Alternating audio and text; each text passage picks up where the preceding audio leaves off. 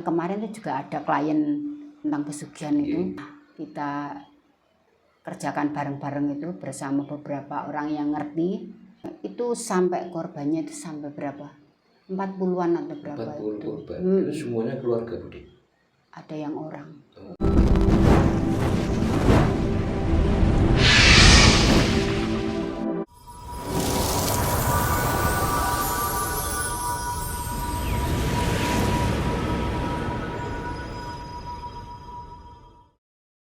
Budi ini kan dari kecil sudah belajar spiritual. Pernah nggak Budi ada pengalaman yang Budi temui atau mungkin Budi rasakan yang tidak bisa kita nalar? Kemarin itu ya. Itu gimana Budi ceritanya itu? Itu masih saudara itu ya, nggak saya sebutkan namanya.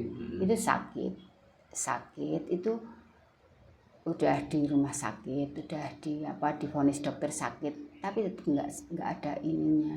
Ternyata saya itu kebetulan ada saudara dekat saya itu ngerti.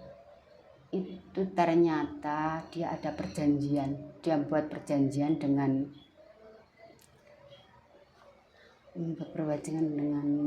diambil pesugihan, makanya itu kan kaya. Itu jatah anaknya itu harus diambil pada umur segitu. Itu udah cari kemana-mana, ke orang pintar kemana-mana itu nggak ada titik temu, nggak ada solusinya. Nah itu ada yang kemarin itu ternyata orang itu memang benar, ambilnya di mana secara otomatis itu karena kita memohon pada semesta, kepada Tuhan, orang ini supaya ngaku diperlihatkan apa yang sudah diperbuat. Ternyata ngaku dia ambil pesugihan itu untuk menyelesaikan itu solusinya ruwet. Kami nggak bisa, soalnya ini memang kalau masalah pesugihan itu kan bertahun-tahun, itu nggak bisa langsung. Kecuali kalau kita kena menjauh kayak santet, kayak itu kan mungkin hitungan bulan ya. Kalau kayak pesugihan itu kan perjanjiannya bertahun-tahun. Dan itu orang tertentu, diakui orang tertentu yang bisa. Dulu udah pernah ada, tapi nggak bisa. Solusinya cuma tahu tapi nggak bisa menghilangkan. Karena jatuh tempo perjanjian itu belum ada. Belum selesai.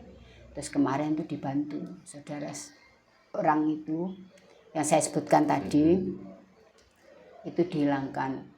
Caranya itu ke sumber mata air, dan itu yang bisa mengembalikan dan menetralisir semua itu harus ke Banyuwangi. Yaitu pertama dan mudah-mudahan yang terakhir masalah pesugihan itu. Yang kemarin itu juga ada klien tentang pesugihan itu, tapi nggak diteruskan karena mungkin kondisi, karena memang butuh kayak penyelesaian itu butuh dana, butuh waktu. Itu akhirnya yang nggak bisa ditolong itu yang anak yang pertama yang ditumbalkan itu, tapi yang selanjutnya di bawahnya itu masih bisa ditolong, meskipun ya harus hati-hati karena ternyata setelah kita kerjakan bareng-bareng itu bersama beberapa orang yang ngerti, akhirnya udah nutup situ. Yang adik-adiknya itu sampai korbannya itu sampai berapa? 40-an atau berapa 40 itu. Korban. Itu semuanya keluarga, Budi? Ada yang orang luar. Tapi untungnya ketemu orang Banyuwangi, jadi semua bisa dinetralkan dan udah stop sampai situ. Intinya seperti orang mengambil pesugihan itu, misalkan sudah korban berjatuhan, kemudian keluarga sudah jadikan tumbal dan sebagainya. Nah, jika kita ingin memutus rantai dari pesugihan itu cara seperti itu, Budi? Iya, itu ritualnya itu ya panjang itu. Tapi karena sudah perjanjian, sudah memakan dan kita sudah menikmati hasilnya, ya nggak bisa. Tetap itu yang tumbal yang pertama itu yang tetap diambil, tapi yang diputus selanjutnya bisa. Yang bisa mengerjakan itu biasanya ya yang calon korban selanjutnya. Jadi nggak bisa orang kita kayak bayar mahar terus tolong ini putus, nggak bisa. Harus dari calon si korban itu. Nah ini Bude, ini menarik Bude terkait pesugihan. Kita ini kan kalian terus gitu. Ya. Nah sekarang kan banyak kan orang yang mengambil jalur alternatif bisa menjadi kaya pakai pesugihan gitu. Nah, kita ini kan orang awam Bude, nggak tahu apa. Ketika kita bertamu ke orang gitu, bisa nggak kita ini orang awam tahu bahwa orang itu yang pesugihan, bisa nggak Bude? Ya nggak bisa Nggak kalau bisa, orang gitu. awam. Itu Barangkali memang ada tanda apa di rumahnya? nggak bisa. Nggak bisa gitu. Nggak bisa kalau sudah berspiritual bisa merasakan ya. Iya, energinya itu ada. Tapi kalau orang awam ya nggak bisa. Kita bisa, cuma nggak bisa ngomong. Karena kalau baru yang ada yang membuktikan itu baru bisa. Semuanya itu sudah tahu, tapi untuk membuktikan kan nggak ada. Saya pernah dengar Bude dari salah satu sesepuh gitu. Mas nek sampean iki dolan ngene wong. Awake sampean kan gak ngerti wong iki duwe ini kan gak ngerti. Misalnya sampean disugi apa-apa, jupuk nggak tangan kiwa seperti itu, bener gak begitu? Misalkan ambil apa kita harus pakai tangan kiri dulu seperti itu, jangan sampai ambil tangan kanan kan seperti itu. Bener nggak kayak gitu Bude? Itu ya sugesti itu. Sugesti gitu. Oh, gitu. Itu sugesti. Diambil ke tangan kanan kalau memang orangnya punya pesugihan, kalau waktunya itu kena ya kena. Itu sugesti, tapi ya nggak apa-apa. Sugesti itu kan kalau nggak ini jenengan malah kenyataan. Ya nggak apa-apa. Iya Bude. Nah ini Bude mungkin kan saya sering ya ketemu orang-orang sebuah kasus Bude Rahayu ini kan, yang dibicarakan orang kan selalu sedulur papat lima pancer. Siapa sih Bude sebenarnya sedulur papat lima pancer? Sedulur papat lima pancer ya diri kita. Sedulur papat lima pancer kan ada jenengan waktu lahir itu. Yang mengikuti kita itu sedulur yang berupa gumpalan itu loh. Ya diri kita ini. Bude ini kan sering ya dimintai tolong orang, misalkan ada orang kesurupan gitu, orang kena santet, itu kan sering gitu. Dulu, tapi saya bukan megang langsung. Saya biasanya sama Pak D, saya cuma mengikuti, saya yang mendukung, bukan saya turun langsung, bukan. Ada nggak trik agar kita tidak terkena guna-guna, santet dan sebagainya? Apa yang harus kita lakukan?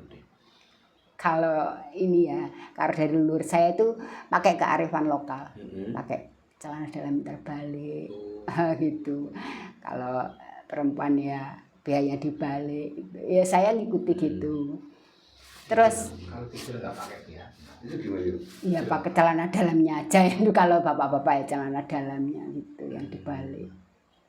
Nah, maksud saya ada Pernah dengar cerita gitu ya? Nah, saya pernah dengar cerita agar tidak kena guna-guna kalau orang perempuan nggak pakai celana dalam kalau tidur, itu benar nggak? Ya nggak tahu saya, kalau saya balik. Oh, dibalik. Oh iya. Kadang kan ya itu semua itu tergantung apa perkara sugesti toh. Kadang kalau saya dibilangin mbak saya ini kalau pakai dibalik, ya kalau saya percaya ya kejadian saya ya selamat gitu. Ya ada yang saudara saya nggak percaya, ya saya nggak maksa. Kalau saya gitu semua saya balik, katanya untuk menghalau energi negatif. Kalau percaya ya monggo, karena semua itu balik lagi sugesti. Kalau dulu mbah-mbah saya Bude, mungkin juga termasuk kearifan lokal loh ini kan juga sugesti juga mungkin. Yeah. Kadang disuruh tidur di bawah gitu, jangan di atas kasur atau di ranjang, gitu, tapi tidurlah di bawah. Nanti sopo gak mungkin kena kan seperti itu. Apa itu semacam sugesti? Memang iya Bude? Ya sugesti, Itu semua juga, itu balik sugesti. tergantung dari diri kita sendiri Bude. Iya. Nah ini Bude, ini kan ya mungkin kita juga untuk mengantisipasi Bude, kan ini kan banyak sering ya Teman-teman tuh tanya ya, cara mager rumah gitu agar kita ini tidak memasukkan energi negatif itu pakai cara apa Budi? Barangkali ada semacam selamatan atau dikasih apa gitu loh Budi? Ya, kalau selamatan itu kan biasa sedekah itu ya. Selamatan ya biasa kalau di pagar rumah, tapi ada ininya sendiri. Kadang rumah itu kan ada yang apa polosan, nggak ada ininya. Ya biasa di pagarinya itu. Kalau saya disiram apa air itu cucian beras itu kalau pagi. Oh, air tajin gitu ya. Bukan tajin. Bukan ya. Itu yang untuk apa ini rumah itu loh. Apa beras itu loh. Mesti beras kan leri apa itu ya. Kayak gitu. Ada yang disiram biasa gitu. Terus ada lagi yang cucian celana dalam itu airnya disiramkan.